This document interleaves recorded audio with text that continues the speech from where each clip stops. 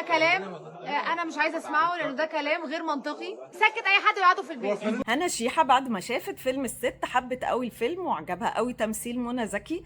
مش معترضة، ده رأيها، تقول اللي هي عايزاه، هي حرة. اقول يا منى مبروك يا منمن، مبروك، عظمه على عظمه يا منى. فيلم بجد فيه ابداع على كل المستويات. بس عندي تعليق واحد على كلامها، ان البرومو ما ظلمهاش. البرومو ما ظلمهاش، الناس ما شافتش الفيلم، شوفوا الفيلم وبعدين اتكلموا. ماشي، هو البرومو ده مش اعلان للفيلم، يعني المفروض اننا بناخد انطباع وده اللي بيخلينا ندخله او لا.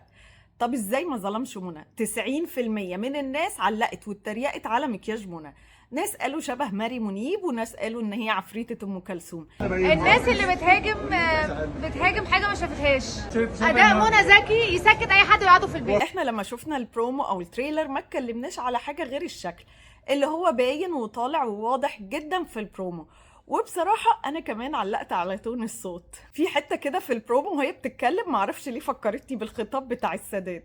آن الأوان للمرأة المصرية يكون لها دور في 6 ساعات. بس المشكلة في المكير، نفسي أعرف محدش من كل الناس اللي شغالين على الفيلم من أول عامل البوفيه لحد المخرج أخد باله إن ده مكياج مخيف بتاع فيلم رعب. مش بس هو مش شبهها، لا ده بيخوف. الناس بتقول بقى ان دور صابرين بدل منى زكي يا جماعه ده كلام انا مش عايزه اسمعه لانه ده كلام غير منطقي وكلام غير واقعي. وكل حد في الدنيا لما بيجي بيمثل، الممثل طاقه بيمثل دور مختلف عن اي ممثل، مفيش حاجه اسمها كده.